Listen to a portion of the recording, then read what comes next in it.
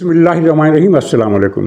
कुछ ऐसे वाक़यात हुए जिनके बाद से टीटीपी और पीटीआई दोनों ने अपना मुस्तकबिल बल्कि अपना अंजाम एक दूसरे के साथ मुंसलिक कर दिया है। और इसमें सुहेल अफरीदी जो केपी के नए वज़ीर आला हैं उनकी गलतियों का किरदार भी है।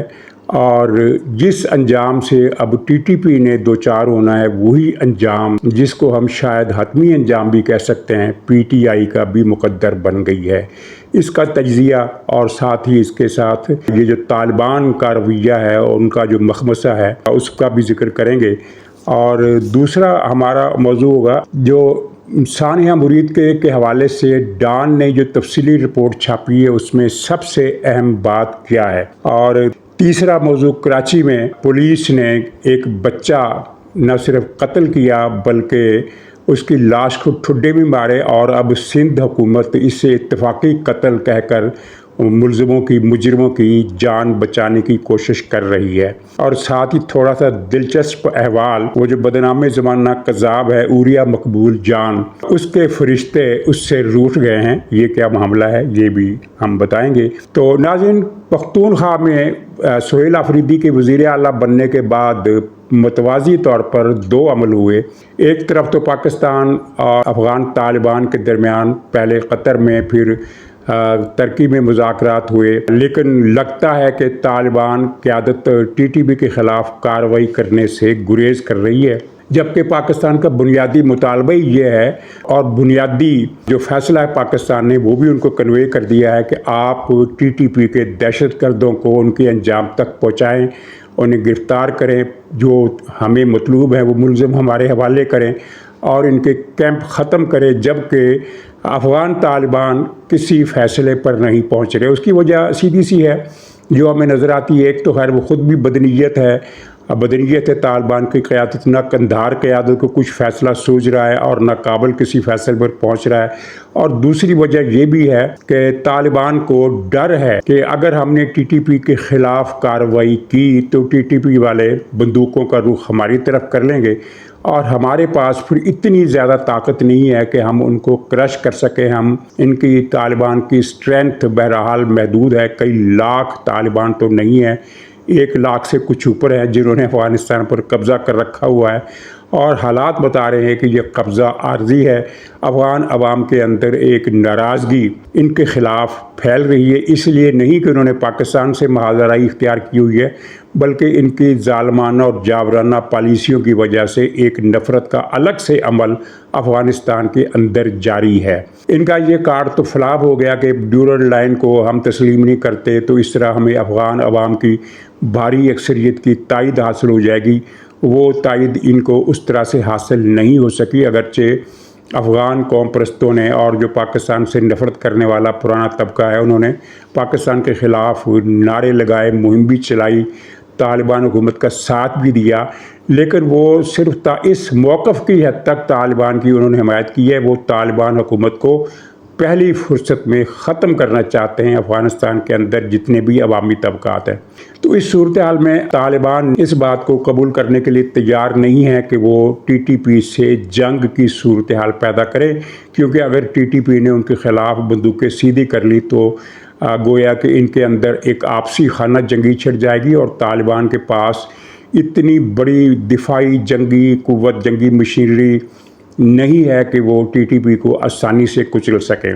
पाकिस्तान अपने इस अज़म पर कायम है और वो आने वाले दिनों में आप देख लेंगे कि अगर तालिबान ने इनके ख़िलाफ़ कोई नतीजा खेज़ कार्रवाई नहीं की तो पाकिस्तान ख़ुद कार्रवाई करेगा और अफ़गान तालिबान उसको रोक नहीं सकेंगे।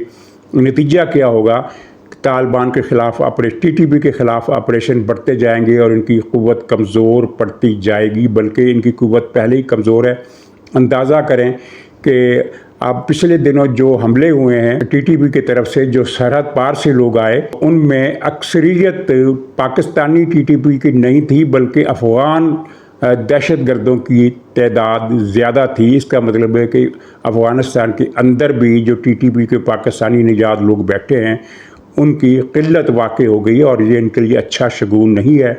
تو یہ کچلے جائیں گے، مارے جائیں گے، کتنی دیر تک یہ فساد برپا کیے رکھ سکتے ہیں یہ دیکھنے کی بات ہے، لیکن ظاہر ہے کہ ان کی طاقت دن بدن کم اور محدود ہوتی جا رہی ہے اور زیادہ عرصہ یہ نہیں چل سکیں گے، اور یہ ان کا انجام ہے۔ دوسری طرف پی ٹی آئی نے جو حماقتیں کی ہیں ان میں ایک تو خیر آپ نے اس کا اشتعال انگیز رویہ دیکھ ہی لیا سہیل آفریدی کا، کہ اس نے پہلے تو خود گالی دی آئی ایس پی آر کے ایم ڈی کو اور کہا کہ انہوں نے گھٹیا تقریر کی۔ یہ الزام تو لگا دیا لیکن ایک بھی فقرہ وہ نہیں بتا سکے کہ جسے گھٹیا زبان کہا جا سکتا ہو۔ جو بیان دیا تھا جنرل احمد شریف صاحب نے، پریس کانفرنس کی تھی پشاور میں، اس میں انہوں نے کہا تھا کہ ہم ایسی حکومت کو، ایسی قیادت کو قبول نہیں کر سکتے جو دہشت گردوں کا ساتھ دیتی ہو۔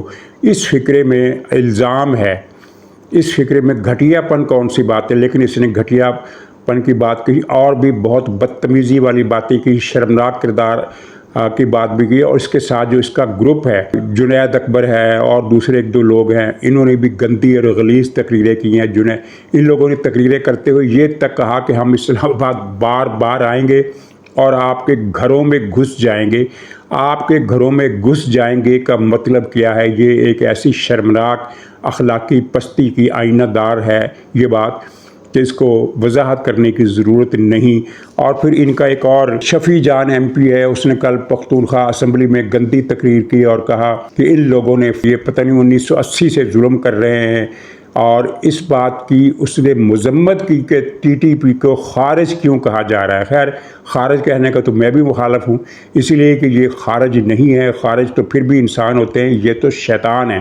تو خیر اس کی مذمت کرنے کی وجہ اور تھی، اس نے کہا کہ ان کو، یہ تو اپنے لوگ ہیں، ان کو خارج کیوں کہا جا رہا ہے۔ تو اس وقت یہ جو سہیل آفریدی جس کو عمران خان کی مدد حاصل ہے، یہ دو لائنوں پر کام کر رہا ہے۔ ایک تو فوج کے خلاف نفر پیدا کرنا اور تقریریں کرنا، اور دوسرا مخالفت میں ایک رائے عامہ ہموار کرنا کہ فوجی آپریشن نہیں ہونے دی جائیں گے۔ لیکن کیا وہ اس مقصد میں کامیاب رہا ہے؟ ظاہر ہے کہ بالکل نہیں۔ اس نے کرک میں جلسہ کیا، اس سے پہلے 4 سدہ میں جلسہ کیا۔ اب یہ خود ہی بتا دے کہ ان دونوں جلسوں میں کتنے لوگ تھے۔ دونوں ہی جلسے ناکام ہوئے۔ خود پی ٹی آئی والے کہہ رہے ہیں کہ جلسے ناکام ہوئے، لوگ نہیں آ سکے جتنی تعداد میں آنا چاہیے تھا۔ تو سہیل آفریدی کا یہ بیان کہ عوام میرے ساتھ ہیں اور اس پالیسی کے حق میں ہیں کہ دہشت گردوں کے خلاف آپریشن نہیں ہونا چاہیے، یہ دعویٰ تو باطل ہو گیا۔ تیسرا جلسہ نہیں تھا، اسے پی ٹی آئی والوں نے خام خواہ جلسہ بنانے کی کوشش کی۔ وہ خیبر ایجنسی کے قبائلی لوگوں کا جرگہ تھا، اور جرگے میں ویسے ہی لوگوں کی محدود تعداد آتی ہے، اور اس جلسے میں سہیل آفریدی کو وہ مدد نہیں، حمایت نہیں مل سکی جو وہ چاہتا تھا، کیونکہ جرگے والوں نے کہا کہ ہم کولیٹرل ڈیمیج کے خلاف ہے، یعنی جب پاکستانی فوج کارروائی کرتی ہے تو بے احتیاطی سے کرتی ہے، ان کا خیال ہے۔ اور ویسے اس میں کچھ جو حالیہ واقعات ہوئے ہیں اس کی بنیاد پر اگر یہ وہ بات کہتے ہیں تو اس میں کوئی یعنی بہت زیادہ مبالغہ نہیں ہے، تو لوگ دوسرے بے گناہ لوگ مر جاتے ہیں۔ تو ہم کولیٹرل ڈیمیج کے خلاف ہیں، ٹی ٹی پی کے حامی ہم نہیں ہیں، ہم ان لوگوں کے خلاف خود آپریشن کریں گے۔ جبکہ یہ تو ٹی ٹی پی کا حامی بن کر گیا تھا، تو وہاں ناکام ہوا، کرک کا جلسہ بھی ناکام ہوا، 4 سدے کا جلسہ بھی ناکام ہوا۔ اب ان کا ٹاسک یہ ہے کہ جو عمران خان چاہتا ہے کہ یہ نومبر میں جلوس لے کر اسلام آباد آئیں اور اس مرتبہ ہتھیار لائیں، جس طرح مرید کی میں یہ لبیک والے لے کر گئے تھے، اور اس کا ذکر آگے آئے گا ڈان کی رپورٹ کے حوالے سے۔ تو اور ایک کوئی بڑا دنگا فساد فتنہ پیدا کریں، یہ عمران خان کی خواہش بھی ہے اور حکم بھی۔ لیکن کے پی کی جو قیادت ہے وہ اسلام آباد جانے سے متعمل ہے، انہیں فیصلوں کی اطلاعات مل گئی ہیں، اور فیصلوں کی اطلاعات ہمیں بھی مل گئی ہیں۔ فیصلے یہ ہیں کہ وفاقی حکومت اور اداروں کی کوشش یہ ہے کہ یہ لوگ اسلام آباد نہ آئیں، ٹل جائیں۔ لیکن اگر یہ نہیں ٹلتے تو ان کی فیصلہ کن ٹھکائی اور پٹائی اور دھلائی ہوگی، اور ایسی دھلائی ہوگی کہ یہ سارے 26 نومبر وغیرہ بھول جائیں گے، اور ان کی کمر اس مرتبہ توڑ کر رکھ دی جائے گی۔ ویسے میں اپنے اس خیال پر اب بھی قائم ہوں، اس یقین پر اب بھی قائم ہوں کہ یہ اتنا بڑا جلوس لے کر اسلام آباد نہیں آ سکتے۔ گنڈا پور اور بشرا بی بی جتنے لوگ لے کر آئے تھے، یہ ان سے بھی کم لوگ لائیں گے، اور کرک اور 4 سدہ کے جلسے اس بات کا ثبوت ہے کہ KPK کے عوام جو ہیں وہ دہشت گردی کے خلاف ہیں، وہ دہشت گردوں کے حق میں نہیں ہیں، جبکہ سہیل افریدی اور ان کا پورا ٹولہ دہشت گردوں کے حق میں بیانات دے رہا ہے۔ اور آپ پھر ایک بات اور بھی نوٹ کریں، انہوں نے کہا تھا کہ ہم آپریشن نہیں ہونے دیں گے، اس کے بعد سے اب تک 10 آپریشن ہو چکے ہیں۔ جس روز اس نے کرک میں کہا کہ ہم فوجی آپریشن نہیں ہونے دیں گے، 2 فوجی آپریشن اس روز بھی ہوئے، جن میں 25 دہشت گرد TTP کے مارے گئے۔ تو کیا اس نے وہ آپریشن رکوا لیے؟ نہیں رکوا سکا، اور وہ آپریشن ہوئے اور آپریشن ہوتے رہیں گے۔ ہاں، یہ ہماری بھی خواہش ہے کہ پاکستانی فوج کے آپریشن کچھ ایسے ہوں کہ کولیٹرل ڈیمیج نہ ہو، کوئی شہری نہ مارا جائے، کوئی بے گناہ آدمی نہ مارا جائے، ٹارگیٹڈ کام کیا جائے اور زیادہ احتیاط، زیادہ پریسیجن کے ساتھ یہ کام کیا جائے، اور میرا خیال ہے ایسا ہوگا۔ تو اب عمران خان کا یہ حتمی فیصلہ ہے کہ نومبر میں جلوس لے کر آیا جائے۔ KP کی صوبائی قیادت نہیں چاہتی، وہ ٹال رہی ہے، اور یہ جو اس کی ملاقات نہیں ہو رہی سہیل افریدی کی عمران خان سے، تو اس بات پر بھی وہ اندر سے خوش ہے کہ ملاقات نہیں ہو رہی، کیونکہ ملاقات ہوئی تو عمران خان براہ راست اس سے آرڈر کرے گا، جس سے نہ ماننا پھر اس کے لیے مشکل ہو جائے گا۔ اچھا، اب آگے چلتے ہیں۔ پہلے تھوڑا سا ذکر کراچی پولیس کے کارنامے کے کر لیں۔ کراچی پولیس کا جو SI یونٹ ہے CIA کا، اس کے لوگوں نے ایک بچے کو گرفتار کیا، اس کے 3 دوستوں کے ساتھ۔ 14 سال کا عرفان، یہ جنوبی پنجاب سے کراچی گیا تھا، اور یہ پھر چاروں دوست صبح کے بعد دوپہر سے پہلے کسی سستے سے ہوٹل پر ناشتہ کرنے گئے۔ وہاں پولیس نے ان کو پکڑ لیا اور کہا کہ تم حساس مقامات کی تصویریں بنا رہے ہو۔ اس ہوٹل کے ارد گرد کوئی حساس مقام تھا ہی نہیں، اور اگر یہ بات درست ہوتی تو ان کے موبائل فونز پولیس کے قبضے میں تھے، یہ وہ فوٹیج یا تصویریں دکھا سکتے تھے کہ یہ ان لوگوں نے تصویریں کھینچی ہیں حساس مقامات کی۔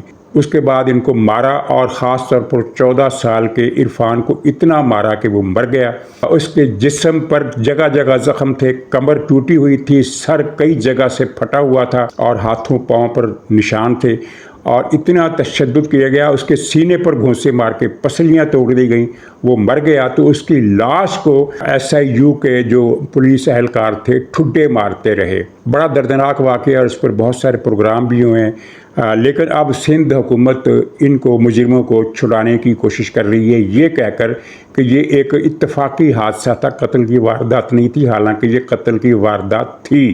جب بچوں نے پانی مانگا تو ان کو پانی بھی نہیں دیا۔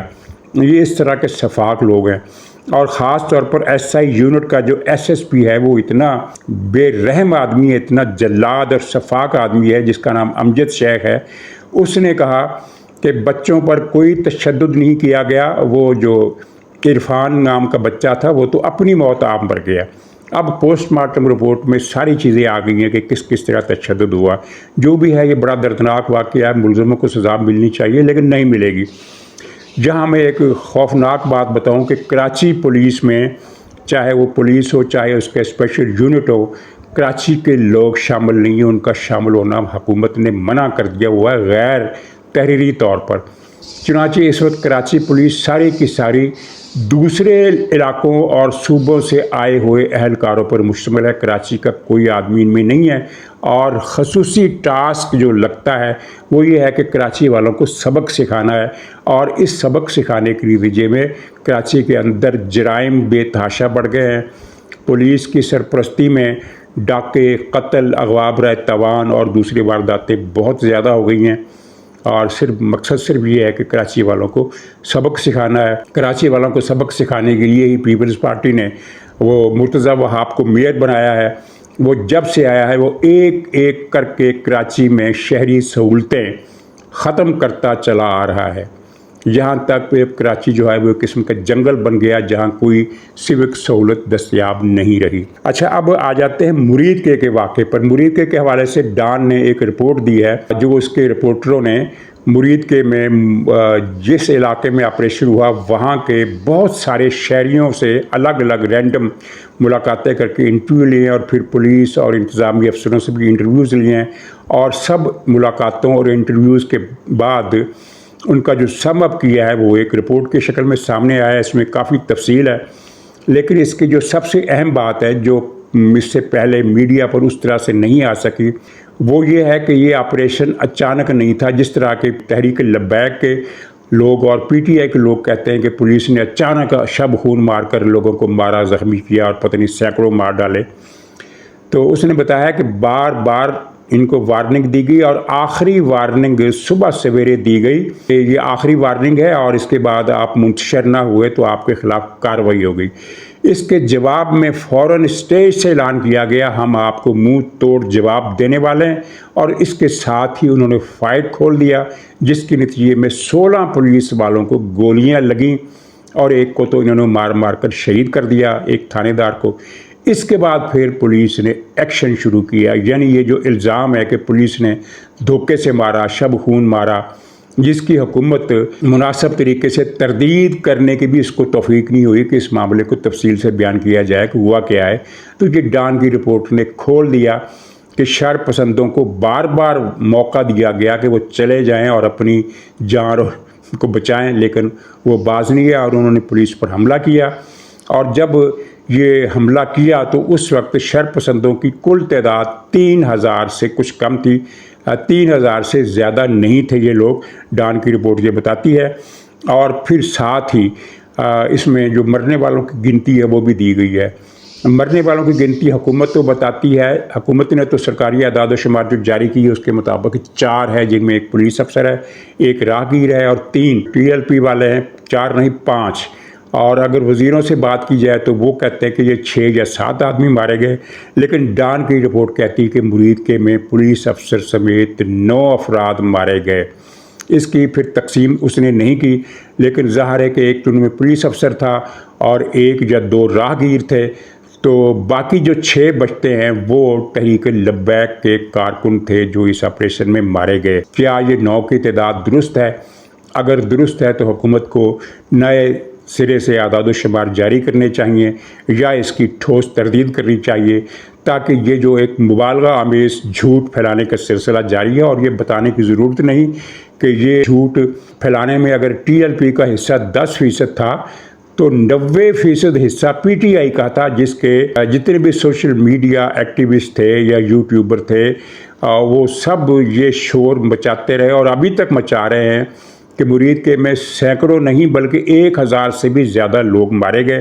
یہ کتنا بڑا جھوٹ ہے بتانے کی ضرورت نہیں، لیکن حکومت کو چاہیے کہ یہ 9 کی گنتی کے بھی کل افراد وہاں 9 مارے گئے، کیا یہ تعداد درست ہے یا وہ 6 والی تعداد درست ہے؟ اچھا، اب آخر میں تھوڑا سا دلچسپ معاملہ عوریہ مقبول جان کا۔ آپ کو پتہ ہے کہ عوریہ مقبول جان تاریخ اسلام کا وہ واحد بدقسمت مسلمان ہے جس نے براہ راست حضور صلی اللہ علیہ وسلم پر یہ بہتان لگایا کہ جنرل باجوی کی تقرری نعوذ باللہ انہوں نے کی، اور اس کے بعد اپنی اس جھوٹ پر ڈٹ گیا، کہا کہ خواب آیا تھا، اسے کوئی خواب نہیں آیا تھا، اس نے پیسے لے کر یہ جھوٹ اور بہتان گڑھا تھا اور تب سے یہ ذلیل ہو رہا ہے۔ لیکن خیر اس بات کو چھوڑیے، 3 سال سے یہ شخص پروگرام کر رہا ہے کہ اگلے مہینے پاکستان ختم ہو جائے گا، عرش پر لکھا ہوا دیکھ کر آیا ہوں، مجھے فرشتوں نے بتایا۔ فرشتوں کا یہ الفاظ اس نے نہیں کہے مجھے فرشتوں نے بچایا، لیکن جب یہ کہتا ہے کہ آسمانوں پر فیصلہ ہو چکا ہے کہ اب پاکستان نہیں بچے گا،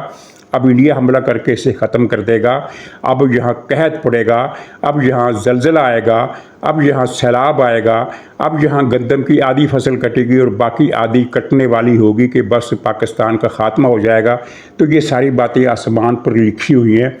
تو آسمان پر لکھی ہوئی باتیں کون بتاتا ہے؟ ظاہر فرشتے بتاتے ہیں۔ تو فرشتوں نے اب اسے بشارتیں دینا بند کر دی ہیں، اور اس کی وجہ کیسے پتہ چلا؟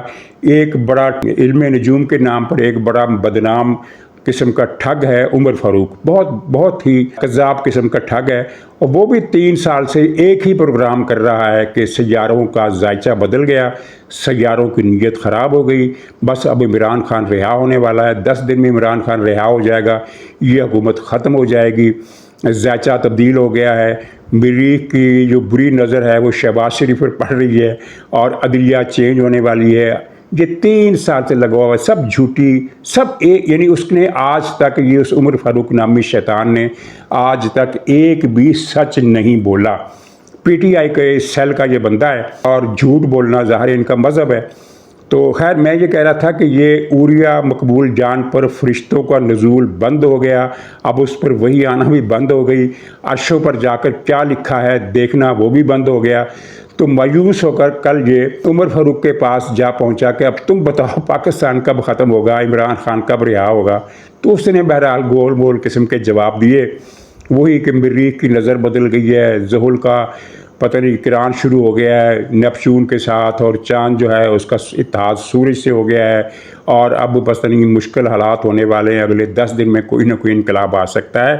تو مقصد یہ ہے کہ اس ٹھگ نجومی کے پاس ایشورنس کے لیے جانا اس بات کی دلیل ہے کہ وہی کا جو سلسلہ اس پر نازل ہوتا تھا وہ ختم ہو گیا ہے، اور ناظرین یہ وہ عبرتناک انجام ہے جو اس بدترین گستاخ رسول اور رسول کی دشمن، اچھا یہ وہی آدمی ہے جو یہ کہتا تھا کہ غزوہ ہند ہوگا اور یہ غزوہ طالبان کریں گے، عمران خان کی قیادت میں کریں گے۔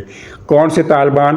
جو اب نریندر مودی کے درگاہ پر جھکے ہوئے ہیں کہ ہم نے پاکستان کے خلاف غزوہ ہند کرنا ہے تو ہماری مدد کریں۔ ناظرین یہ عبرت کی جگہ ہے، جو بھی حضور صلی اللہ علیہ وسلم پر کیچڑ اچھالے گا اس کا انجام اوریا مقبول جان جیسے بدبخت انسان کی طرح ہی ہوگا، اور ابھی اس کا انجام شروع ہوا ہے، اس کے ساتھ آگے آگے کاتب تقدیر بہت کچھ لکھ چکا ہے۔ ناظرین اجازت دیجیے، انشاءاللہ اگلے ولاگ میں پھر ملاقات ہوگی، تب تک کے لیے خدا حافظ۔